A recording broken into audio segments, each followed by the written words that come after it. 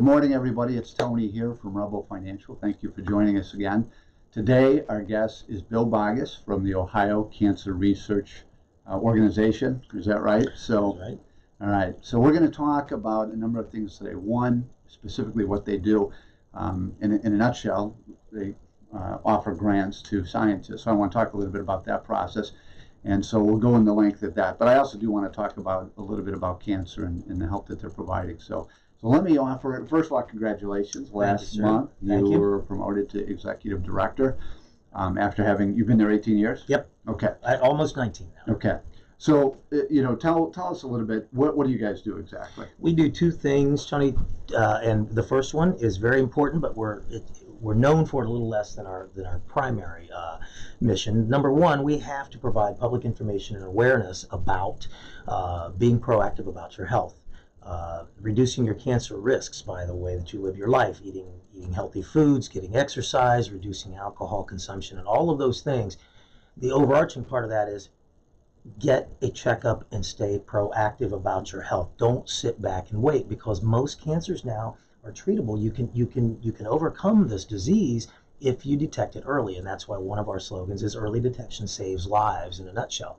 And we see that all around the state. It's all around the country. The number of survivors is staggering. The other thing we do, and this is the thing for which we're probably better known, especially in the business community, is our seed money research program. And that is where we provide 2-year seed money grants to get young investigators within the first 6 years of their first independent lab doing their work in the state of Ohio up and running.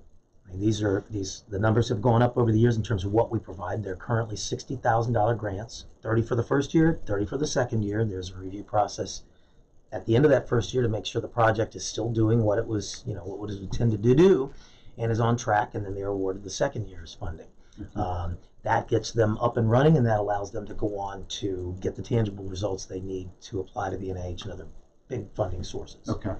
A little bit, and it's, I'm naive about this, but we talk of the folks that you're giving this grant money to. I mean, I always think of as anybody who is, who's a doctor is, helping somebody, but a lot of them aren't. They're scientists, right? And they go immediately from, probably during working on a PhD, to then continuing to research and things like that. I mean, is that basically what it looks like for these folks? That's a great question. One of the most impressive things that I get to see on a regular basis is these researchers in action, and that the level of gratitude that they have for us and getting them started, because it seems like a little amount of money when it comes to research, but for them it's critical.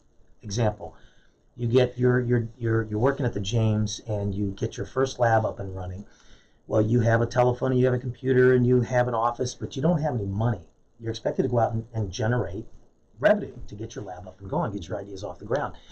We provide them that critical funding. Okay. So some of them go on to become research physicians. And, for instance, in Cleveland or the James or wherever, you may have somebody that's still conducting scientific research, but they are teaching at Case Western and maybe doing their research at the Cleveland Clinic or what have you. There's a lot of collaboration going on right now. But yeah, they can't get up and running. So they have a great new idea. What am I going to do with it? I go to the NIH. That's a great idea. Good luck. Go out and get your tangible data and come back to us in a year or two when you have this thing at the next level. And that's where we come in. Okay. Well, great. Well, let me digress a second and go to the first part of this, because it just more of a, as we want to talk about how we can help folks. I was reading up to 40% of cancer, the risks are, you can modify that. You talked about, as long as you're monitoring things, even if it's, whether you get it or not, you can get proactive about it and then attack it aggressively. But I just, there's the smoking, of course. We know these things are bad for us. But if you read, I could read an article every day on something causing cancer, right? I mean, absolutely. If my stride's too big, I might get some sort of cancer, right? So we got to live our lives. But smoking, of course, too much alcohol, physical inactivity. And these things all go together.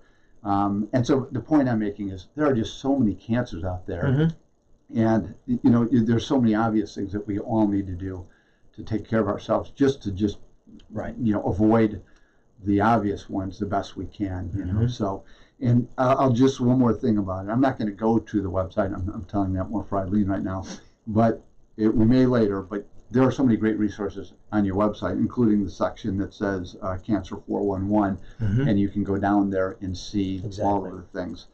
I'll ask you this about the research.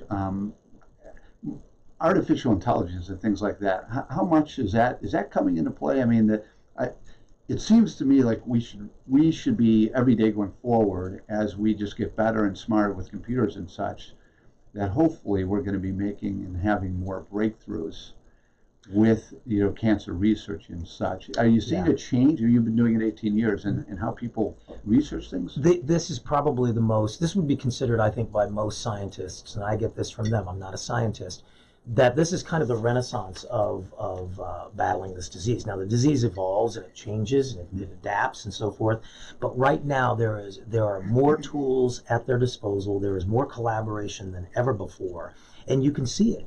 When we have an event and we say, how many people in this room are cancer survivors, and maybe you have 300 people in the room, and when you get 25 people raising their hand, that's incredible. Right. The number of survivors is just, so we are in a really, really great period in terms of battling this disease. The number one challenge is funding. That's the challenge, and that's what we do, and we're very unique in that regard. If you can't get the new idea, up and running, we can't get the new breakthroughs. Here's a good example. There's a gentleman by the name of Sandy Markowitz, Dr. Sandy Markowitz. He's at Case Western Reserve University. We funded him in the 1980s for a mere $38,000, right? He's a worldwide name now, Dr. Markowitz. He identified the gene that denotes colon cancer in families, right there in Cleveland, right? You see the Cologuard commercials on television. That all emanated from his research. He's involved in that. What that did was a couple of things. If you don't have that particular gene, you don't have to live with the burden of thinking that you're going to develop that disease. If you do have that gene, you know that you have to be more proactive than ever before. You've got to get more frequent checkups, et cetera, et cetera. So that $38,000 he leveraged, went to the NIH, developed that idea, and generated another $6 million plus just from that. That's how the seed money, and it's changed the world. I mean, he's had a major impact on it. And that's just one of many stories. But he wrote us a letter and he said, period. This is if it were not for Ohio Cancer Research, my idea would have been dead in the water. He couldn't get the lab up and running. So that's the beauty of it. You say NIH, just so we're all talking. Who's NIH? National Institutes for Health. Okay. And NCI, which is National Cancer Institute, is under their umbrella, and they fund cancer research. But again, the funding levels we were talking about before the show, the funding levels have dropped. I mean, precipitously. They were in the 30% range. They were funding research at that level, and it's down. We know 10%, and I'm being told now that it might even have dipped below 10%. It's 10% of that. Of that is getting funded. Right. It's gone down to 10 or below percent of those grants are getting funded. And think about it, if you're a young scientist, it's discouraging. We've been hearing this for years. We're in danger of losing a whole generation of scientists because they just can't get up and running. Right. And so these ideas are our ideas. OCR funded ideas are groundbreaking. They're cutting edge. We take chances. We are rebellious, if you will. Right. I couldn't resist. These are rebel researchers, right? Right. I just had to do it. So go ahead. So is that federal funding that we're losing out on? Yes. Squeezed? Yes. So we get them up and running, and so our researchers are now more competitive. They develop their ideas. They get their tangible data. They go to the NIH. We have funded $8 million of direct money to these researchers. We don't fund the institution. It goes directly to that particular individual, their project, right? We've leveraged that into more than, and it's over this now, but officially more than $245 million. For example, here in Columbus, what's my number now? We're up to, at Ohio State Nationwide Children's Hospital, we have now funded 53 researchers.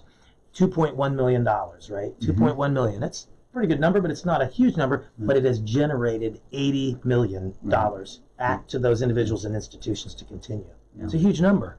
And statewide, it's 245 million, like I said, and 170 some researchers. Right. No, that's incredible. We were talking about this before the show too. When you're a venture capitalist, yes, you have to be super selective. Well, the successful ones, even the unsuccessful ones, they're trying to find the right program to invest money in, the right company. Right. And that's what it's that kind of a process for you all, right? It's not like, hey, we got this money that, thanks for sending us an email, Right. you got money. So talk a little bit about what they go through.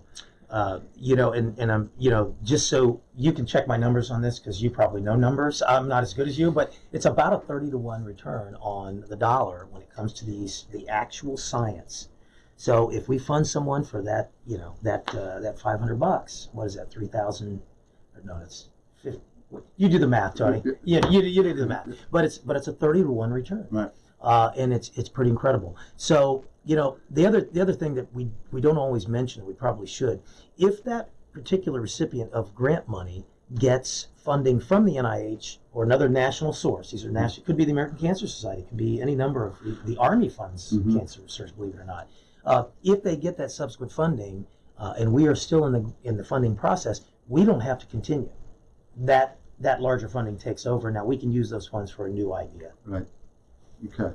And one last thing. Sorry to interrupt. No, please. Over 70% of well over 70 now, percent of our grant recipients are successful and go on to get the additional funding, the generated funding. Pretty amazing. Yeah. So that second layer is there. You guys are really getting people that first layer to get to that. We get them up and running, and that's the magic of it. Yeah. So let's go to the website only real quick here, because, and it's, by the way, it's ohiocancer.org. And the only part I want to show, because you allude to this, we actually show who's getting the funding and the successfulness that they've had. So it's keeping everybody honest too, right? I mean, yes. And of course, people have great ideas, and that just because they don't have an outcome doesn't mean it's a failure, right? I mean, what an amazing, insightful thing for a financial guy to come up with. I don't want to. Right? No, because for the longest time I thought, well, okay, over 7 out of 10 get the additional funding. What about those other 3? A number of things happen. That's an idea. That's a new idea that's never been tried before. Now it's been tried. They've gone down that road. Nobody else has to duplicate that effort because there's collaboration, there's feedback. That's been tried, didn't work. So there's benefit even if they are unsuccessful in pursuing that idea. Yeah.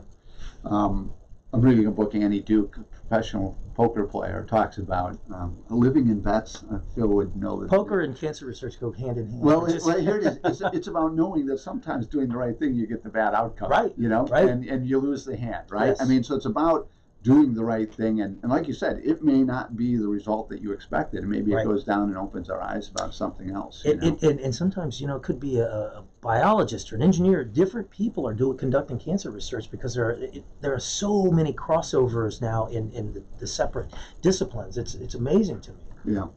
The one I want to do one more thing, Eileen, here on the website as we come to it, as I go. The wheels are spinning a little bit, but what a great resource this is. All these different, cancers and things like that.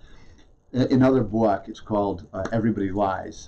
It's about a researcher from Google. And one of the benefits is that people will tend to Google the same symptoms, and then they've honed in to say, wow, that these people have pancreatic cancer, for instance. And they tend to do the same thing. So that was just an example I'm bringing up of pancreatic cancer. But this is just a great resource. The 411, the whole website is great here. But this just goes through every cancer and the things you could even do. If it's in your family, to kind of maybe modify it a little bit. But I understand there's genetics and things like that involved. And get a second opinion. I mean, it seems common sense, right? This is cancer. Right. Get a second opinion. Yeah. We feel like we don't give cancer advice, but we can refer people to, resources that provide them that information. But, we have a donor, a supporter, a volunteer in the state who had ocular cancer, right? She went to one institution and they said, here's how we think we should treat this, right? And we strongly urged her to go somewhere else and get a second opinion. And she did, from one of the world's most renowned researchers in that particular cancer. And they removed her eye, and she's gotten a clean bill of health for years now. Had she pursued the first path, she would be dead. They said it was a 99% chance it was going to spread throughout her body.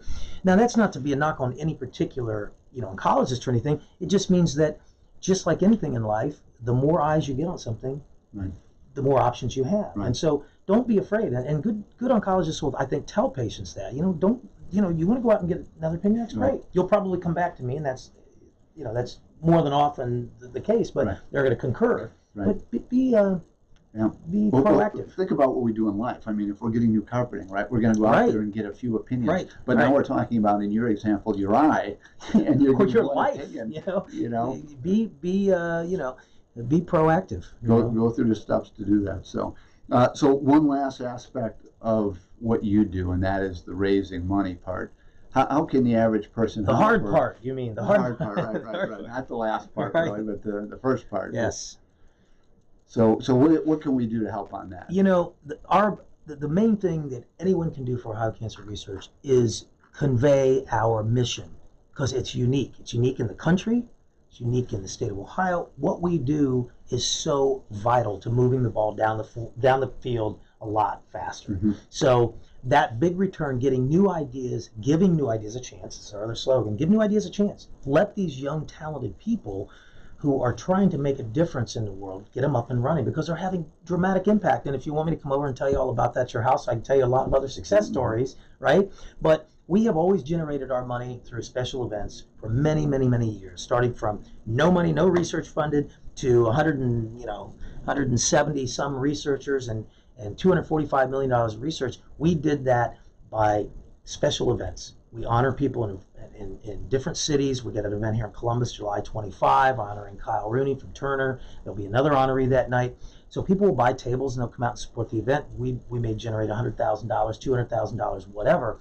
But what we are doing now is we're doing a better job of major gifts. In other words, you read, we have an endowment fund now. Mm-hmm. Be a life changer. That's the slogan. Be a life changer. For those donors who have the means, we are now moving into the place where we want to create that endowment fund of $10 million so that we can fund. If it is a brilliant idea, there is never an issue of whether we can fund it. We have the means to do it. Right. Very selective, very competitive, but that's the key to OCR's future, is that endowment. Yeah, that's awesome. Joking a little bit, how much traffic I see on 315, because seemingly these hospitals, so let's get them some money to do this research and keep it going. Yep. Let's just real quick go to the website here. We won't go too much into depth here, but I do want to be able to show people a lot of information. Like I just took you to the grant page with past grants and things like that. You could catch up on the events and things like that. Ways to give, if you're interested in that. The page I showed you initially was Cancer 411, and there is just a lot of great information there. So I encourage you, again, it's ohiocancer.org. So go there when you get a chance. So. But in either case, I appreciate you coming in. This has been great. We appreciate the time. Yeah, I mean, so many. I saw a stat: 1 in 2 men are affected by cancer, and 1 in 3 women. 1 in 3 women. So there's a lot, and it's great to see. Like you said, 25 survivors in a room. If you asked that a decade ago, it may have been 10. Who knows what the number was, right? And so we're making these great leaps about this. So anyway, and we appreciate you allowing us, Rebel Financial, allowing us to one more avenue to convey our message, because 100% of the time when people learn about OCR, they want to be on board, they want to support it. Our biggest challenge is having a small staff covering the entire state of Ohio, so this is a huge help. And small staff, how's? We've never had more than 7 people. We are currently at 3 people, right. Soon to be hopefully 4 or 5. We've never had, nobody ever leaves. They come on board and they stay till, until they're ready to retire. So, but we're turning a corner and getting more current, and we're very hip. Yep. New logo, we dropped the associates off the name. We rebranded Ohio Cancer Research, OCR. Yeah. I think it's great on the website how you have a lot of the researchers on Yes. there. So, and I had read about some of the people like you talked about, Sue Duty, Sue yes, Duty, ladies. and Miss Levesque. People who have been with you for a long time and helped. So that's great. Anyway, so thanks again for joining us. Next week, Phil, Jonathan, and I will be at a Morningstar Investment Conference, and so we will be talking to you live from there. So, in either case, thanks again for joining us, Bill. Thank you. It was great talking to you. We really appreciate it. Who you are. So, everybody, have a great weekend. Thanks.